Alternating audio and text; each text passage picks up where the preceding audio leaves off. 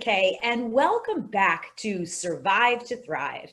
Today, I am completely thrilled to be introducing somebody that I know and love, and that is an inspiration to so many, Cole Welch. Welcome, Cole.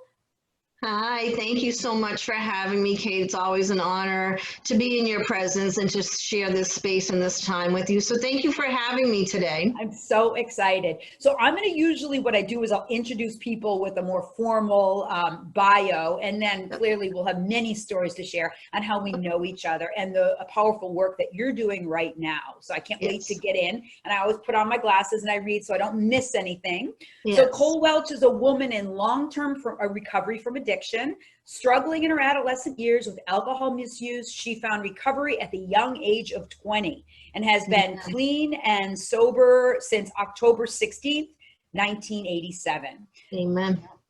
Through her own experience and strength, she has helped countless, and literally, you guys, countless men and women throughout her recovery process. And I can't say the depths and breadth to which she has showed up for people that me and many others. She is the founder of The Space Between, which offers recovery support to women in need, and is also the president of Merrimack Valley Prevention and Substance Abuse Project, a nonprofit organization that offers education, prevention, and treatment resources to the Merrimack Valley community.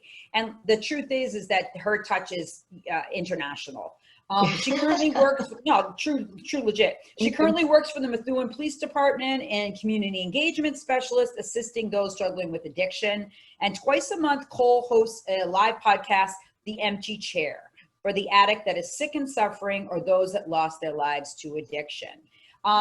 She has been acknowledged by Enterprise Bank for her celebration of excellence. And in her spare time, she can be found at concerts, rocking it with her friends, or spending quality time at the beach with her hubby boo.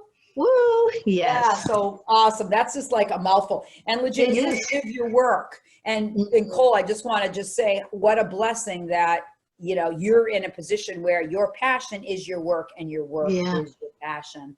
And we're lucky to have you being a part of doing the work that you do. So how are you managing, Cole, through this intense time? Because again, this is like, boom, everything has been washed away. And now what is resurrecting in this time for you personally? How are you dealing with that?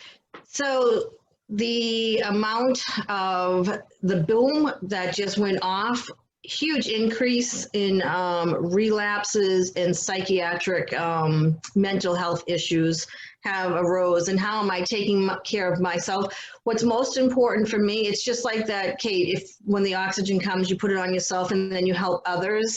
So this standstill, it's a silver lining for me, because working remotely from home, I am able to set my own schedule. And for myself, it's keeping myself in alignment with my soul and with God throughout this time, because when I'm waking up, the most important thing for me is to keep a schedule, because my mental health can go off at any time as well. So I think for me, it's the regimen, it's the schedule, it's getting up, it's prayer, meditation, it's doing aerobics. I feel like I'm Jane Fonda back in the 80s. Danny keeps laughing at me. I feel the same way.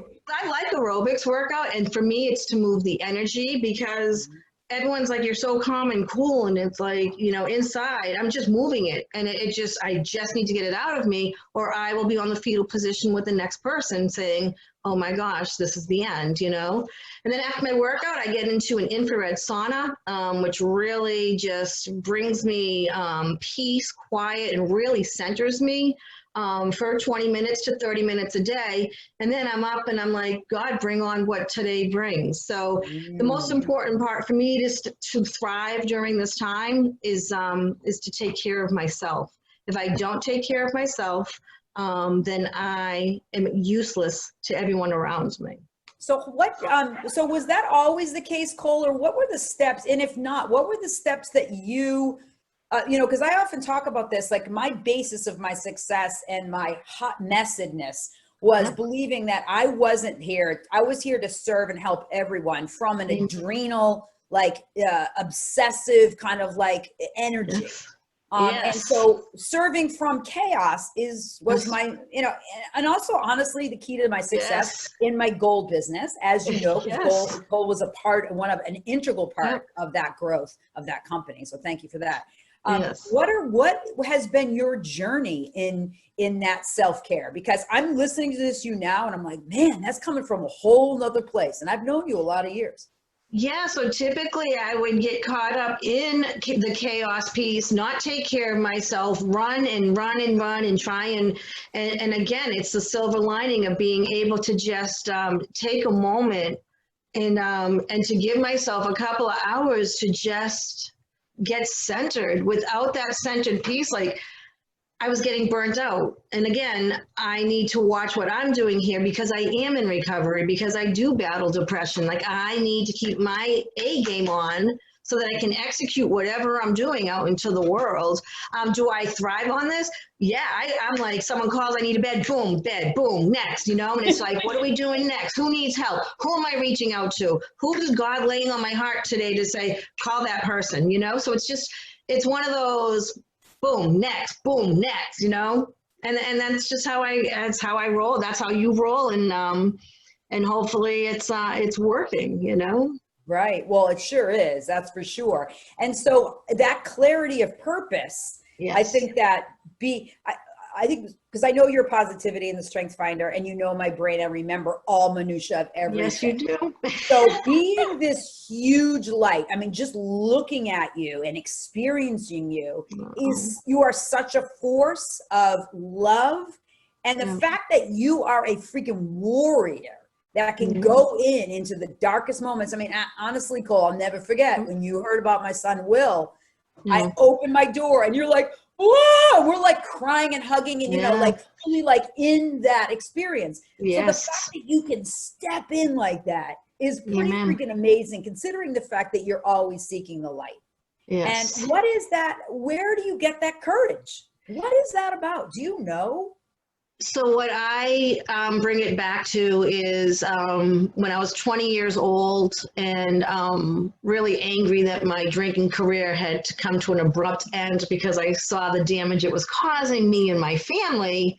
I just didn't want to identify myself as an alcoholic. But when I went to my first meeting, I heard their preamble, and it states that our primary purpose is to stay sober and to help another alcoholic to achieve sobriety. And tears just rolled down my face, and I was like, that's my purpose. My purpose isn't for me, but it is to stay sober to help someone else. And from there, I did my inner work. I did a lot of inner work to heal myself, because until I did that work and walked that path, I have nothing to offer any woman or any man in regards to my journey. And the ability to jump in and meet people in the darkest depths, it's because I was once there. So they see that in me. There's, as soon as I'm a woman in recovery, it's like their walls go down and they understand that I understand them and I speak their language. It's a whole different language in addiction and recovery than it is with the normal conversation and dialect amongst people. So that's how I am able to. Yeah. So do you see, so for me, that is exactly what I do in my work, is I can be with people in their deepest suffering, whatever it is. It's not necessarily alcohol and drug. It's abuse. It's self-loathing. It's self-doubt. It's sexual abuse. It's self-confidence issues. And particularly, I work a lot with men because I feel, obviously, I had a brother who was murdered. I had a son who committed suicide. I have 5 brothers. I was married. Like, I get dudes. And so it's like, being in that space of suffering and creating a safe haven for somebody, I didn't realize how much of a gift it was, only because it's like, we're such big energy. And the fact that people can go in and show us that, I'm like, oh, like, I'm almost like, holy shit. Like, they trust me. And I almost didn't trust myself in the gift. Right? Yes, absolutely. That? Right. You're second doubting the self, like, what am I doing? And that's a gift that we share. Like, there are men that are like, mama, they call me mama, and and they think nothing of diving in my arms. And it's not it's a beautiful, like I never was a mom. I've never had children. But I think the way that my mom and my grandmother raised and nourished me, I was gifted to give off that unconditional love. Like there's no judgment in regards to someone who's sick or suffering with mental health or anything. Been there, did it, done it, got the t-shirt.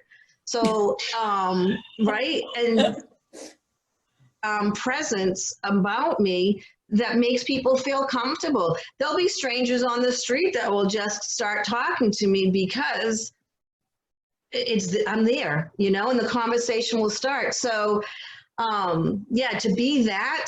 And the big thing is, especially with men, is that it's authentic. It's not sexual. And that's a huge thing with when you work with both populations in regards to it's like, this is an authentic situation. Could I do what I was doing now in early sobriety? Probably not. Yeah. I don't know. I don't think I would have had healthy boundaries or understood myself. But there is a very large nurturing piece of me that many feel comfortable to come to, and just they know they can dive in my arms and be held in that space, be with them in that space, and then we work our way out of it. Oh, so beautiful. And I think that in our population, men need it so bad. I mean, women need it clearly, right? Yes. And also men need that same side love. Yes. I think that's the beautiful thing about being older, is that we can be the mother, the nurturing energy, and still not have to worry about, oh God, is this sexual? Like, what kind of are they going to think I like them, or am I doing, you know, I get it. I do. Yeah, I know. That's I love that. thing. So talk to me a little bit about how, because clearly I've known you for a long time, and you worked, when I first met you, you were working in a hospital and working with addicts and alcoholics, and then progressed into like a bunch of different modalities of your work, absolutely, church and everything else. So how is it now? You know, talk to me a little bit about the space between and what that is and what that looks like moving forward. So throughout my professional career and my personal life, I always just had this vision of creating something, a safe place for women, again, primarily because that's what I like to deal with. And so I worked at a facility, and then from there, I took part in opening a woman's sober home in Methuen, Mass. So it was kind of like a full circle for me, someplace where I hit my bottom, I left, and only 30 years later to return. And I just remember when I got out of treatment in 1987, I had no place to go. I couldn't return to my family, didn't want to return to my family because they were my triggers. My friends took me in, and I lived there, and everyone around me still partied. No one changed except for me. Like, I can't drink, and I couldn't put a straw up my nose anymore. And that was difficult for me. And I remember just crying like, oh my gosh, one day I want to have a safe place for women to go to. So when they come out of treatment, that space between will grab them. So the space between started even with just that step, but then it transformed into I'm long-term in recovery, and what path am I going to take here?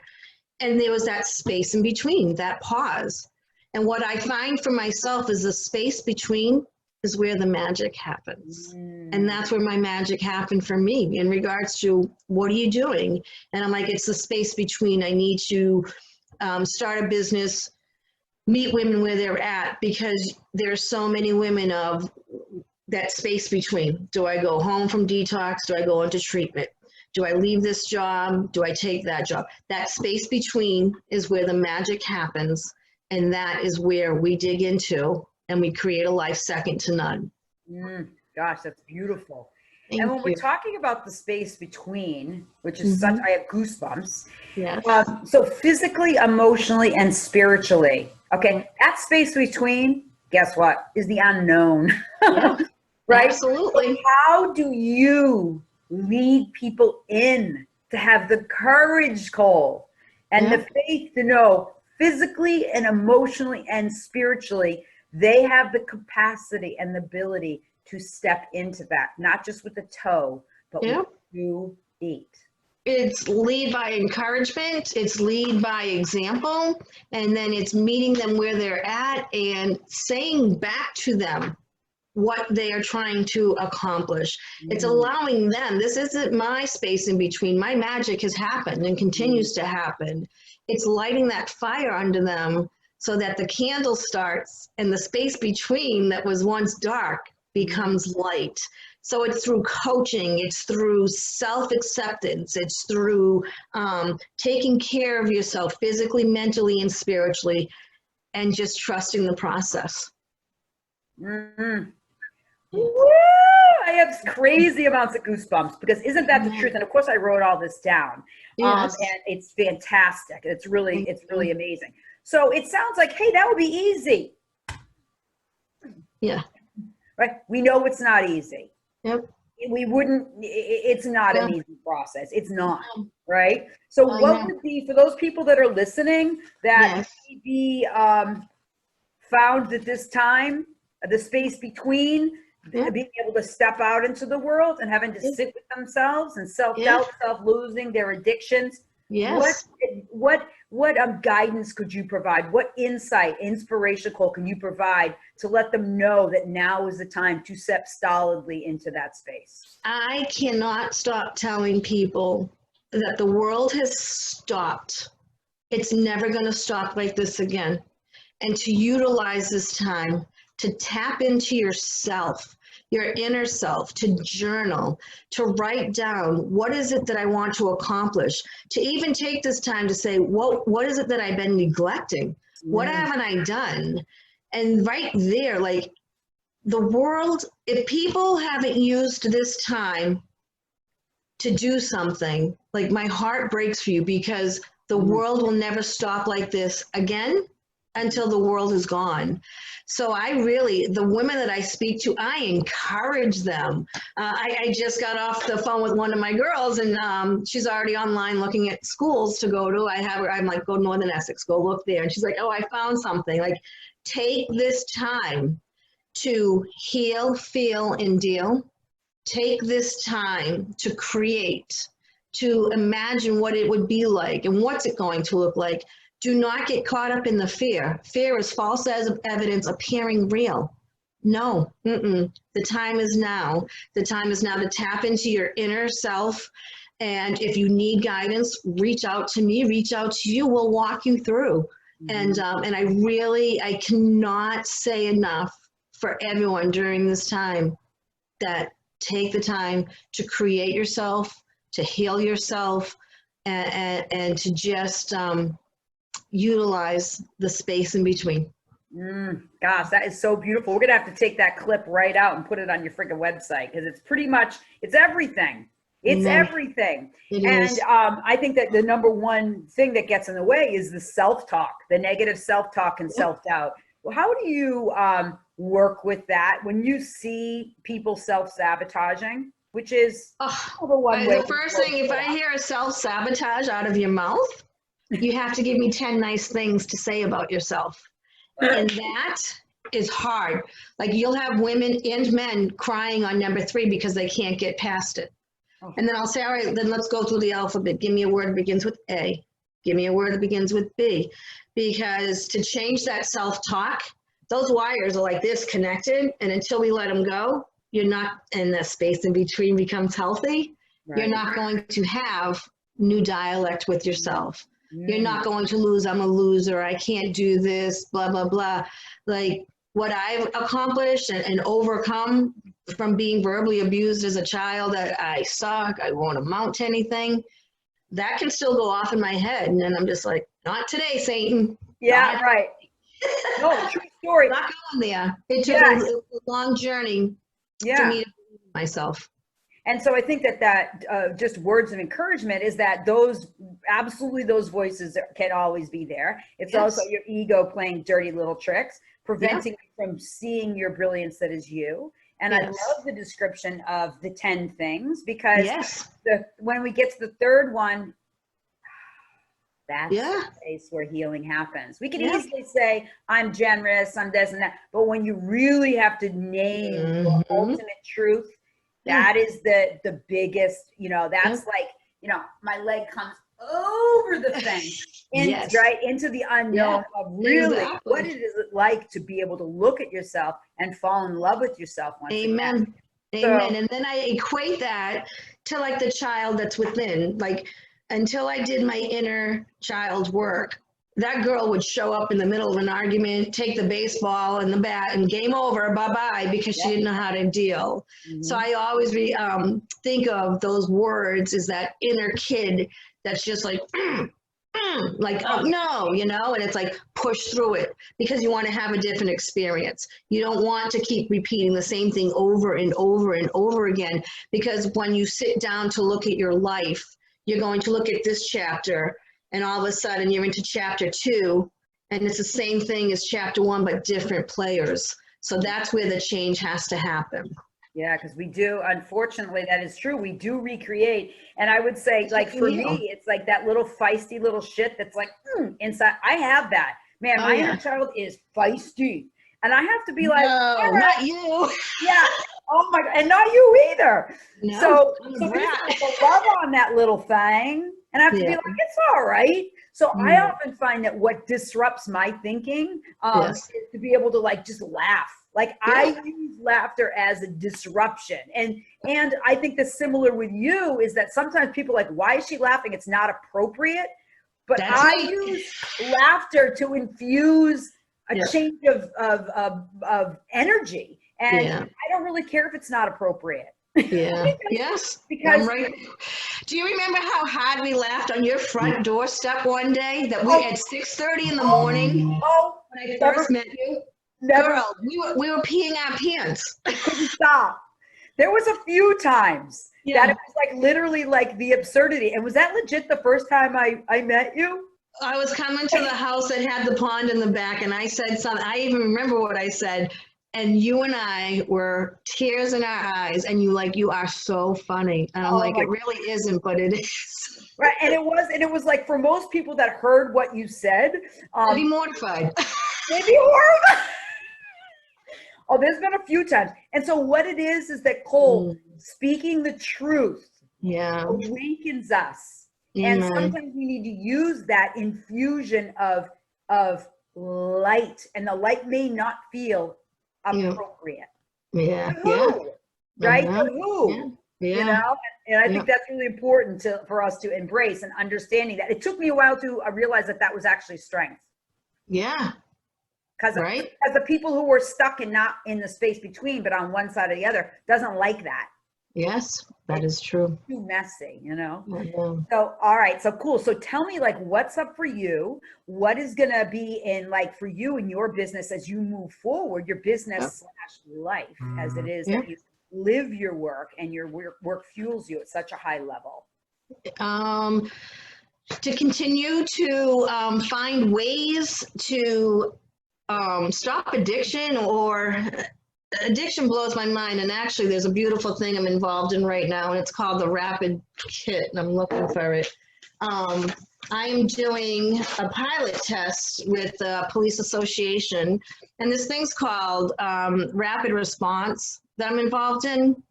And at first when I heard about this pilot program, I was like, that's pretty stupid. Why would anyone do it? And what this is you dip this into your drugs prior to using, and it's like a pregnancy test. If it's fentanyl, it's going to test positive for fentanyl. So what we're hoping is the pause, the space in between, will allow an individual to say, it's fentanyl. Do I really want to risk taking my life? And then a conversation can happen about recovering, or an individual can dip it and it can test positive for fentanyl, and he can say, or she can say, I need to be with someone when I use because I might overdose. Let me get my Narcan ready so that they're not shooting up or snorting or whatever they do alone. So I am a huge advocate of this rapid release and getting it into the hands of anyone. And there's no judgment. I don't care if you use Coke on weekends. Whatever, you're recreational, dip it because it could have fentanyl in it. And how's it going to look to people like, oh, she died, I didn't know she was using drugs. And also to the addict, it's also stopping that pause, because until we do that wire disconnect, that space in between where the magic happens, won't happen. This is stopping people dead track in the middle of using and them saying it's positive, especially our adolescent population, who they think they're using oxys or they think they're using perks and they're crushing it up. They're not familiar with fentanyl. And this is going to go fentanyl, and the kid's going to go, boom, throw it away. Tell my mother, give it away. So our hopes is that we change the thinking of the addict, the anyone that's struggling, anyone that's using drugs, that this rapid response will make you practice that pause where the magic and the miracle can happen. Right. So if anyone is interested in receiving these, get in touch with me. We'll put that in the show notes for sure. That is so that is the ultimate disruption. So there's a perfect example. Ultimate. Slam on the brakes. You're like, what? Fentanyl. And everyone's like, well, everything is fentanyl. And maybe it is, but it's still making your brain think it is fentanyl. It's doing that because sometimes when you go to use, you're like, maybe it is, maybe it isn't. 99% time it is. And this is going to give you that second it is, and it's going to give you the opportunity to change your life and become the man and women that God intended you to be. Boom. Yes. That's so powerful. Thank you. Wow, so cool. if anyone wants those, it's a 3-month pilot that I'm involved in, and I would love to get these in your hand. I had, I think I handed out 9 last week, and there's 3 test kits in each of them. So I'm really on fire for this, and just no shame, no stigma. It is what it is. And just, I just, I do a show every other Thursday called The Empty Chair, and it's for the addict that lost their lives. And last night I dedicated it to 3 individuals. One had passed away in 2010, one in 2011, and one passed away this week, 5 days after her birthday. She was 26, and she was actually absolutely beautiful. And I wonder if she had this kit and tested it, would that have been her story, So I'm just really motivated to get this up and running, and just honored to be participating in it with the Police Association, the C.A.R.E.S program that's piloting this with us. Wow, that's so powerful. Cole, it's like I get goosebumps talking to, and viewers, this is real stuff. These are people, this isn't something that's happening in, these inner cities. Like, this is happening in all communities. Addiction, alcohol and drug addiction is happening in the house next to you in your $1 million mansion. Okay. No one is immune, and it is okay to seek help. It is okay. It is now time for you to release self-sabotage. It is now time for you to release shame and self-doubt. It is now time to claim the life and the greatness to which you are and who you came to be. Amen. Wow. Absolutely. Cole, thank you so much. We're going to have to do this call again, because I'm just deeply appreciative of my ability to share this moment with you and this information in a real and heartfelt way. And I thank you so much for everything you've done. Thank you. Thank you so much for having me. God bless, and have an amazing day. You too. And again, thank you to all you viewers for tuning in to Survive to Thrive. Stay tuned for another episode releasing soon. Take care.